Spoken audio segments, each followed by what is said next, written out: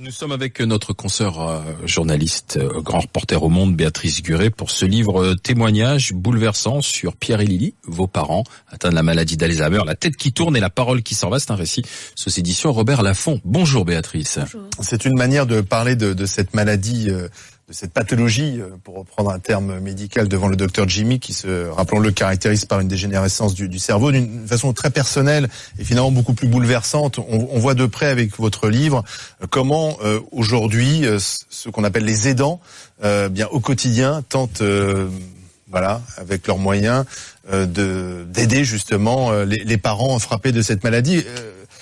La particularité de votre histoire, c'est que vos deux parents ont été frappés en même temps par la maladie d'Alzheimer.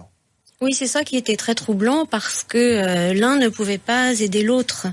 Et le temps que nous nous apercevions qu'ils étaient vraiment malades et non pas simplement à subir les effets du vieillissement qui sont normaux, c'est-à-dire la perte de mémoire, un peu le radotage, tous ces mots qui nous frappent quand nous vieillissons, mais bel et bien une maladie. Il a fallu du temps pour s'en apercevoir.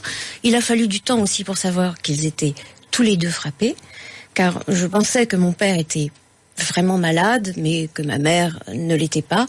Et en fait, elle était déjà plus atteinte que lui. Alors Pierre et Lily, comment justement on s'aperçoit que ses parents ne sont pas simplement, ne subissent pas simplement des pertes de mémoire dues à la vieillesse, mais qu'ils sont frappés par des maladies quand on est enfant? Il y a des troubles du comportement qui sont, je pense, très caractéristiques. C'est-à-dire que vous avez une désorientation spatio-temporelle complète. Vous vous perdez, vous confondez le jour et la nuit. C'est-à-dire que tout ce qui est du domaine ce qui est notre réalité n'est plus la leur. Leur cerveau n'enregistre plus des informations qui pour nous sont extrêmement banales. Si on vous dit c'est un verre d'eau, vous savez que c'est une matière plastique, qu'il y a de l'eau dedans, vous pouvez le renverser. Vous avez en une nanoseconde des milliers et des milliers d'informations qui sont banales pour vous. Et chez eux, ça ne se connecte plus, ça ne marche plus en fait. Et donc ça induit. Il y a aussi ce qu'on appelle des troubles thymiques, c'est-à-dire des troubles de l'humeur. Mon père devenait extrêmement irascible. Il était même beaucoup plus coléreux qu'il n'était, même si c'était son tempérament. Et il y avait de la violence en lui. Bon, j'ai passé quelques jours avec eux en l'été 2013, et là je me suis dit non, il y a vraiment quelque chose qui va pas. Quoi par exemple, qu'est-ce qui se passe? Par exemple, mon père s'est acheté un smartphone. Il voulait un smartphone, comme tout le monde, bon très bien. Je rentre les numéros, je lui fais essayer des trucs. Je vois qu'il ne comprend rien de ce que je lui dis. Alors que c'était un homme qui avait tout à fait les facultés intellectuelles pour comprendre comment ça fonctionnait et pour utiliser cet objet du quotidien. Leur ordinateur est devenu un objet totalement intrusif, ça leur fait presque peur. Il avait un petit jardin dans un endroit où rien ne pousse, il a mis beaucoup de temps à le faire, il se met à tout détruire. Il fait plus du tout la cuisine, alors qu'il adorait ça. Ils ne mangent rien, ils n'ont jamais d'argent sur eux. Ma mère se perd, elle ne sait plus comment rentrer chez elle. Enfin, vous voyez, ce sont des troubles qui sont vraiment graves. Comment, personnellement, quand on est témoin de tout ça et quand ce sont ses parents, comment on prend conscience, parce que c'est pas simple quand même d'abord on s'adresse au médecin, d'accepter cela et de le subir aussi. C'est très difficile même parce que la mémoire, c'est-à-dire leur mémoire, ce qui constitue votre famille, votre identité, d'où vous venez, quand tout ça s'effondre, ça vous remet profondément en cause vous-même aussi, bien sûr. Et donc, c'est quelque chose, de très troublant. Au départ, vous ne pensez pas tellement à analyser les causes de la maladie, vous cherchez pas tellement à comprendre, vous voulez juste parer au plus pressé, c'est-à-dire les mettre en sécurité, parce que évidemment ils commettent des actes tout à fait, ils peuvent avoir des accidents domestiques à longueur de journée, c'est tout à fait comme un enfant, c'est-à-dire que ma mère, je lui achète un gel dermatologique, elle tartine avec le gel le petit déjeuner de mon père qui est pris à 4h du matin avec une toque en fourrure sur la tête. Vous voyez, on est quand même dans des comportements qui sont pas du tout normaux. Ouais, votre mère s'habille n'importe comment aussi. N'importe comment. Elle met son soutien-gorge par-dessus son pull. Absolument. Elle met une botte, une pantoufle, elle sort la nuit, elle dit j'ai fait un tour dans la forêt, c'était super. En fait, elle s'est luxé l'épaule, elle a des branches plein la tête. À la fois, il y a un côté totalement surréaliste, même poétique, vous le dites. Totalement. Et alors, en même temps, oui, est très effrayant et même triste parce que ce sont ses parents qui deviennent. Alors on dit des enfants, mais c'est plus que ça. Alors, qui deviennent nos enfants. D'une certaine façon, oui, il faut les protéger. Ça, c'est tout à fait certain. Il faut les protéger d'eux-mêmes. D'abord parce que leurs relations sont aussi totalement perturbées par cette maladie. C'est-à-dire qu'il y a des choses très profondes aussi qui ressortent, des traits de caractère que le vernis social, culturel, cérébral, intellectuel, toute la couche qu'on a tous pour vivre en société est en train de s'effriter. Ouais. C'est-à-dire que vous arrivez dans des comportements tout à fait primitifs. Toutes vos barrières s'effondrent. C'est-à-dire que comme les enfants. Les enfants, c'est pire. Parce que les enfants, vous les éduquez, vous leur apprenez, et puis c'est acquis. Alors que là, rien de ce qui est acquis ne perdure. Donc, vous pouvez avoir... Comment on peut supporter que nos parents deviennent nos enfants? On fait avec. Alors, il faut pas... D'abord, il faut pas trop entrer dans ce jeu-là, je pense, parce que c'est pas la réalité. Vous êtes quand même leurs enfants. Ah oui. Mais vous devez les protéger parce que ils ne sont plus à même de le faire, eux. Et ils deviennent, ce qu'on appelle dans le jargon de l'administration, ils deviennent dépendants, des personnes dépendantes. Bon. Vous n'avez pas ce terme, j'ai l'impression. C'est la réalité. Je peux ne pas l'aimer, mais il faut se rendre à l'évidence. Ils peuvent plus vivre tout seuls. Ils peuvent pas s'habiller, ils peuvent pas faire les courses, ils peuvent pas manger tout seuls, ils peuvent pas se laver. Mon père qui passait des heures dans la salle de bain n'y allait plus. Donc évidemment, il faut les accompagner dans une vie qui est totalement prise en charge. Alors, vous avez des malades qui l'acceptent, et puis vous avez des malades qui ne l'acceptent pas. Ah oui, qui ne veulent pas. Qui ne veulent pas, comme mon père. Quand on lui dit il faut se raser, machin, etc., il dit à l'infirmière chef, je sais ce que j'ai à faire à mon âge. Voilà. Et je pense que pour les hommes, et en tout cas, pour les hommes qui avaient le caractère de mon père, qui était né en 1931, c'est quelque chose de tout à fait insupportable. Et lui n'a pas eu la chance, entre guillemets, d'être anosognosique comme ma mère. C'est-à-dire qu'elle ne se rend pas compte de sa maladie. Pour elle vit dans un univers poétique tout à fait charmant. Elle est très très heureuse quand elle nous voit, quand elle voit ses enfants, même si elle ne nous reconnaît pas toujours. Il faut expliquer que votre mère est toujours en vie. Ma mère est toujours en vie. Elle s'est adaptée au fond. Elle a fait preuve d'une faculté d'adaptation tout à fait extraordinaire à l'EHPAD, même si il y aurait beaucoup de choses à dire sur la façon dont on va y revenir, mais ça veut dire, pour bien expliquer, c'est qu'elle n'a pas conscience de sa maladie, alors que votre père en avait conscience. Comment expliquer la différence? Oui. Écoutez, je ne sais pas. Je ne suis pas neurologue.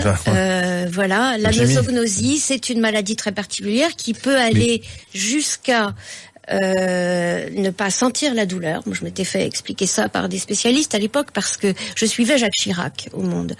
Et dans la maladie neurologique qu'il a eue, qui n'est pas Alzheimer, nous a dit Bernadette Chirac, mais dont les manifestations sont assez semblables, Chirac est anosognosique. Donc il ne se rend pas compte non plus de la maladie qu'il a.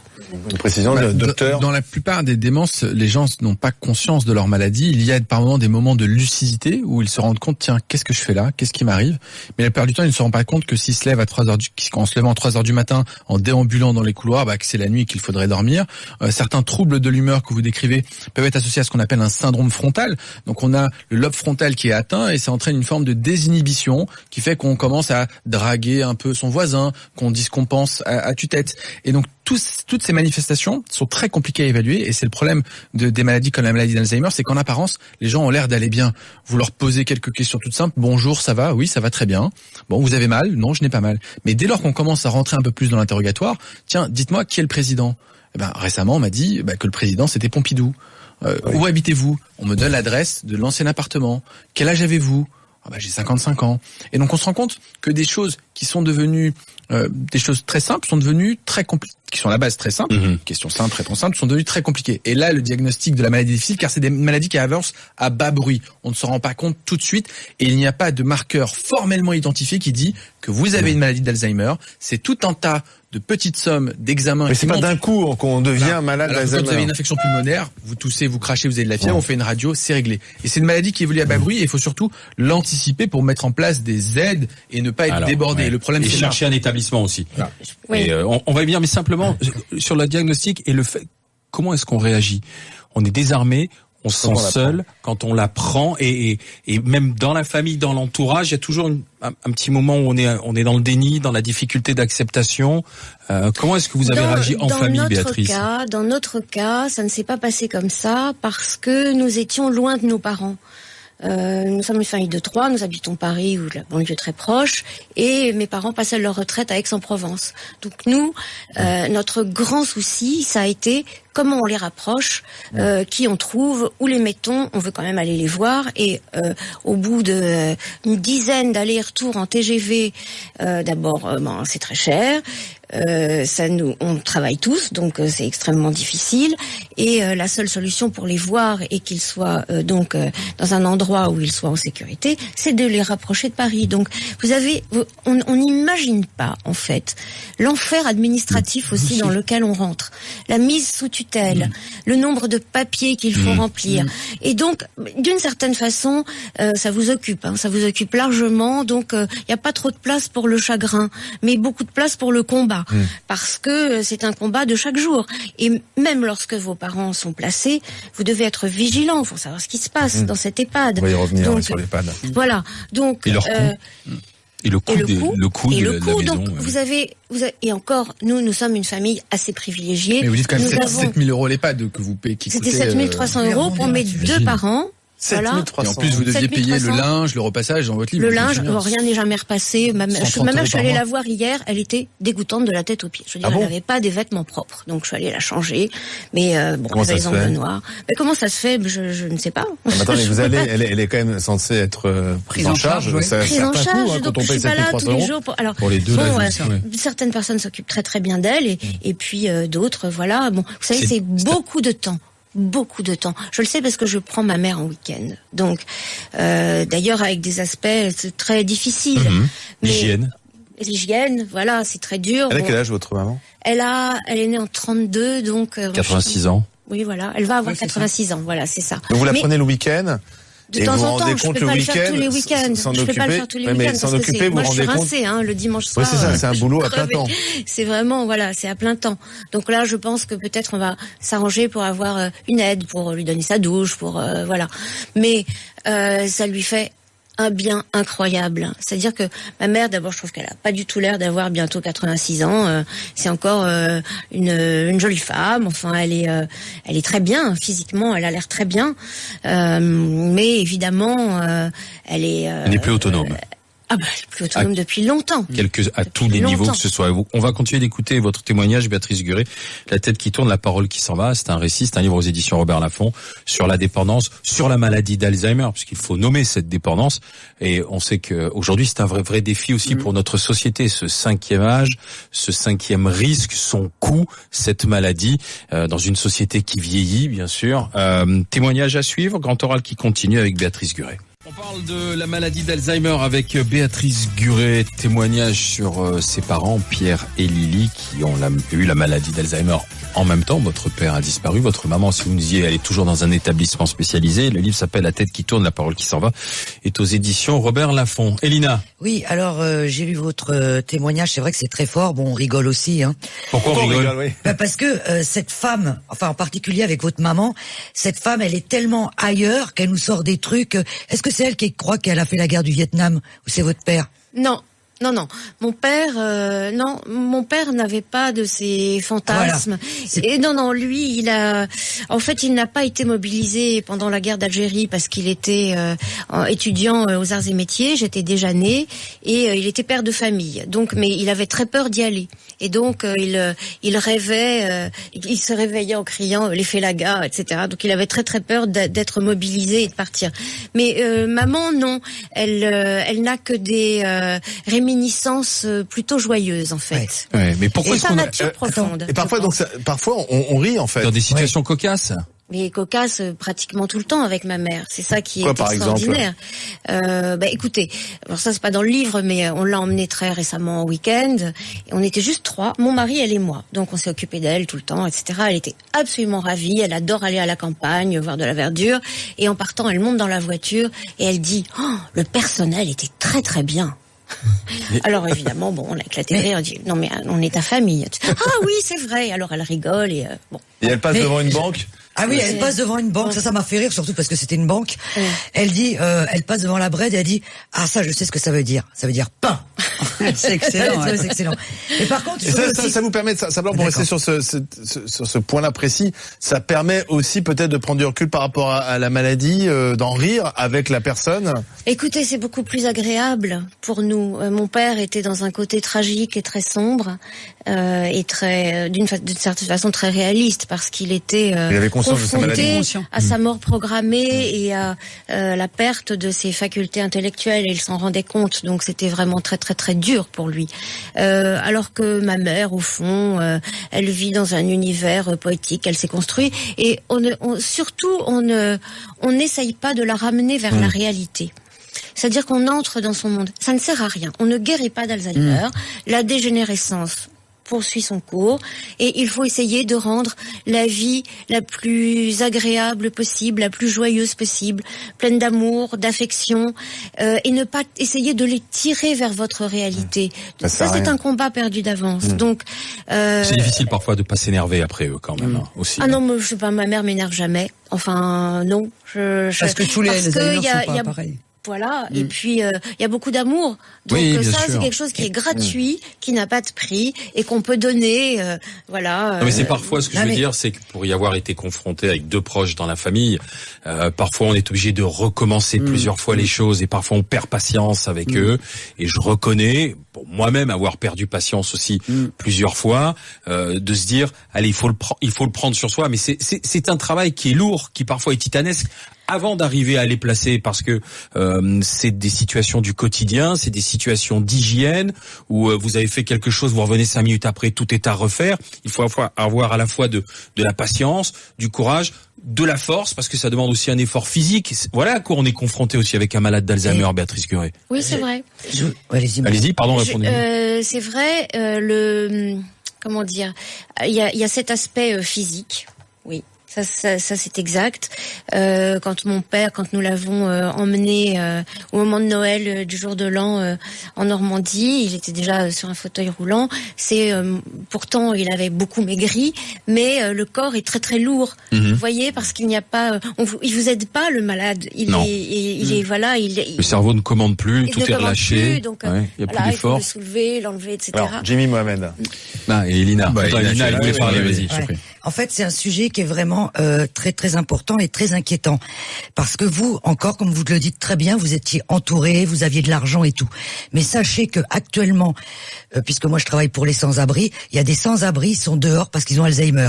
Dernièrement, dans mon quartier, il y a une dame qui ne payait plus son loyer, et comme elle était toute seule, du jour au lendemain, s'est retrouvée dehors. Heureusement que les riverains se sont inquiétés de cette femme.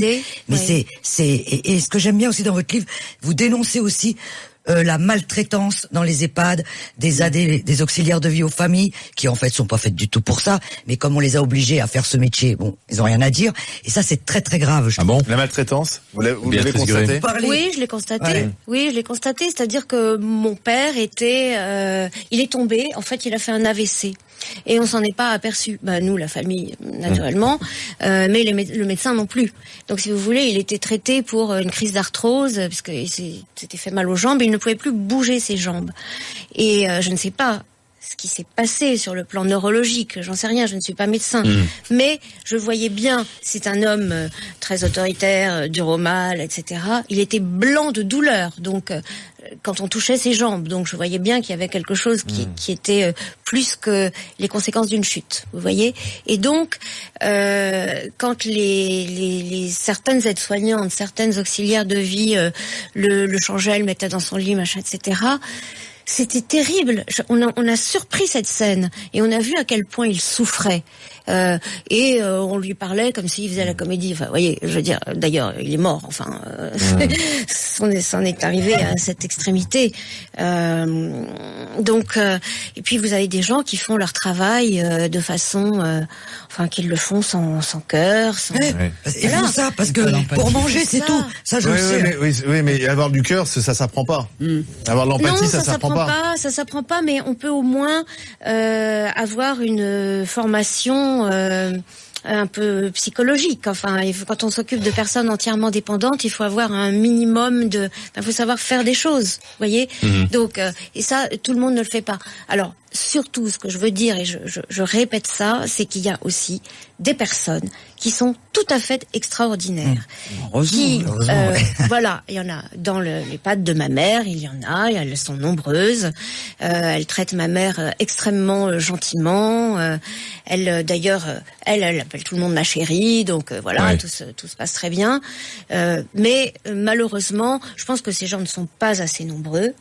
Parce que quand vous vous occupez de quelqu'un, que vous devez lui donner sa douche, l'habiller, l'aider à se laver les dents, l'aider à aller aux toilettes, vous vous rendez compte quand ça se passe bien, parce qu'il y a des malades qui sont réfractaires à la douche, à l'hygiène et qui peuvent être agressifs aussi. Beaucoup de moyens et de patience et de compréhension. Jimmy. Mais oui, c'est compliqué. Alors vous rendez hommage à deux personnes, Najla et Choukri, qui s'occupent de votre maman, et justement des aidants un peu dévoués qui ne sont pas revalorisés à leur juste valeur.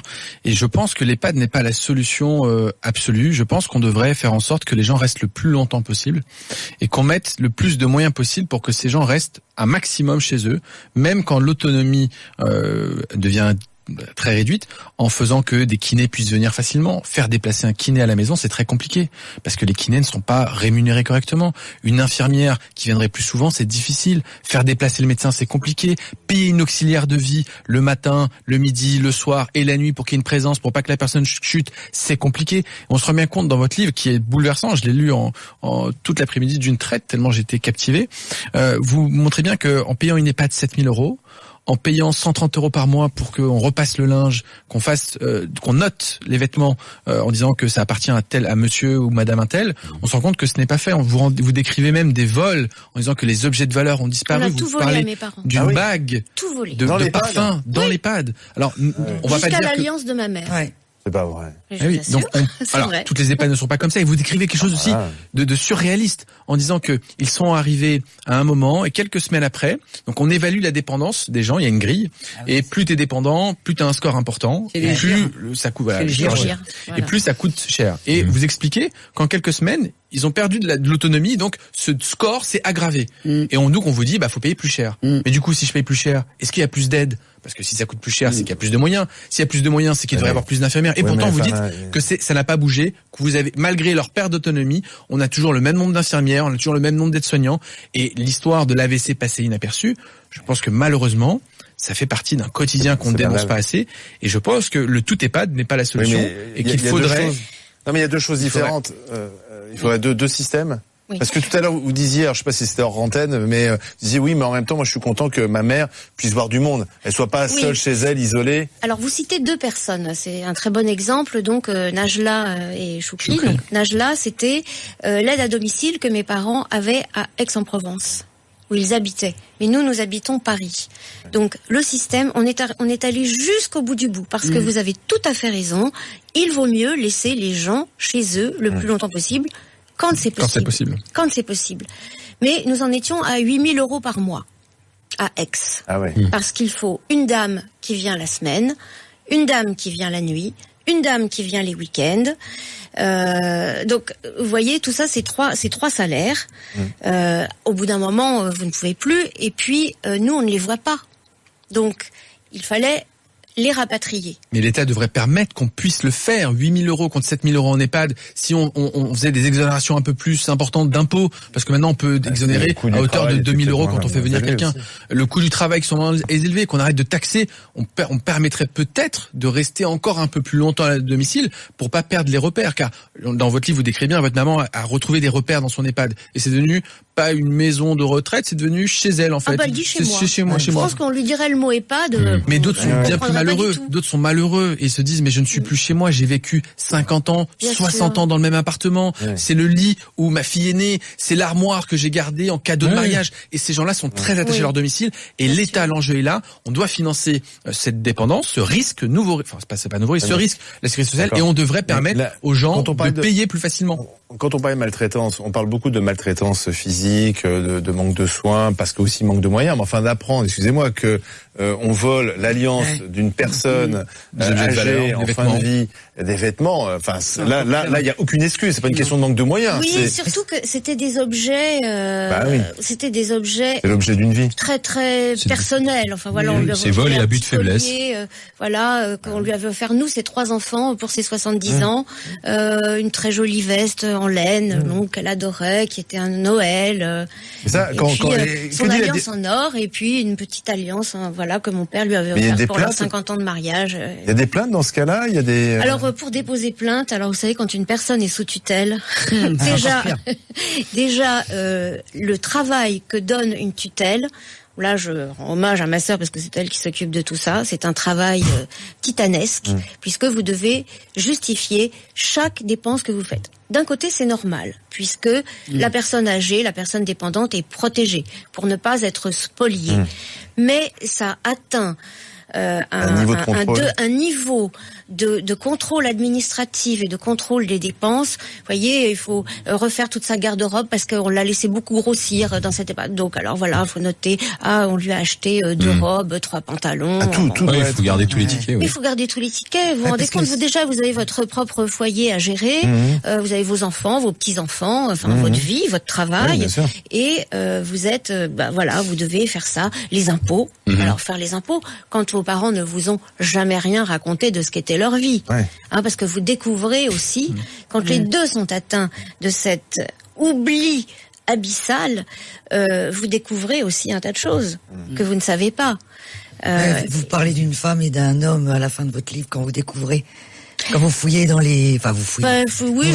On a vidé la maison. C'est des choses qu'on n'a pas d'ailleurs envie forcément de faire, de fouiller dans la vie de ses parents et de savoir... Alors écoutez, c'est un cas très particulier, je dirais. Parce que quand la mémoire s'en va, nous, les enfants, on a envie de restituer quelque chose. C'est-à-dire que Pierre et Lily, d'une certaine façon, maintenant, ils existent. Et ils existent à jamais pour nous. Moi, j'avais envie aussi de redonner la mémoire de mes parents. Ils l'avaient perdue et je voulais restituer leur vie. D'abord parce que ça m'a aussi fait beaucoup de bien. Je pense que certaines personnes qui vivent ces situations assez difficiles se reconnaissent. Je reçois déjà des témoignages de gens qui me disent c'est tellement ça, et ça fait du bien de savoir qu'on n'est pas tout seul et qu'on peut partager cette peine, ces tracas. Vous avez c'est une échelle à beaucoup de barreaux. Vous avez des petits tracas administratifs et puis vous avez des très gros chagrins. Mais enfin, vous voyez quand même toute la gamme. Donc, ça fait du bien de pas être tout seul. Zora ? Alors moi, j'ai ma belle-mère qui a Alzheimer. Et donc, on a passé une semaine avec elle, là, avec mon beau-père qui, lui, n'est pas Alzheimer. Et c'est vrai que lorsque les gens sont pauvres, c'est encore pire. Parce qu'ils ont une petite retraite, on a fait des demandes en EHPAD et évidemment il n'y a pas de place. Donc ça veut dire que papy s'occupe de mamie tous les jours, qu'il n'a pas grand-chose pour être soulagé, si ce n'est une aide à domicile qui vient 2 heures, quelqu'un, etc. Mais par contre, on a testé, quand on va avec les petits-enfants, qui sont ses arrière-petits-enfants, alors ce qui est drôle, c'est que moi je les ai mis à la pâte à modeler tous ensemble, ils se sont éclatés, et mamie, elle était super contente, elle rayonnait de bonheur à jouer avec les petits, elle a mangé toute la pâte à modeler. Mais oui, il faut être vigilant. Donc c'était drôle parce que je reviens et je dis au petit, je dis mais elle est où la pâte à modeler? Il sait pas me répondre en fait. Et je vois que mamie elle avait mangé toute la. Donc voilà, mais c'est vraiment. Alors le défi qu'il y a aussi, c'est de peut-être avec la crise du logement, cette dislocation du lien familial, c'est peut-être redessiner le contour de la famille pour réapprendre à vivre avec nos parents. Et peut-être dans des solutions différentes, peut-être dans des univers d'habitat autre, avec la possibilité d'avoir des intervenants chez nous, mais en ayant nos parents avec nous. Et ça, c'est aussi une des autres pistes. C'est comme auparavant, finalement, voilà, tout le monde vivait dans un immeuble, et ça, c'est plus simple. C'est le défi, ça, de la société. Ouais. C'est un défi, Alors, personnellement, j'y crois pas trop à ça, parce que je ne sais pas, mais je pense que c'est quelque chose de très difficile. C'est un bouleversement culturel et sociétal tellement inverse à la situation actuelle que et matériellement, je pense aussi que c'est très difficile. On a des vies de plus en plus occupées, des logements de plus en plus petits. Faudrait apprendre. Merci. À lire, Béatrice Guret, La tête qui tourne et la parole qui s'en va, récit aux éditions Robert Laffont. Merci de passer par le grand oral des GG, Béatrice.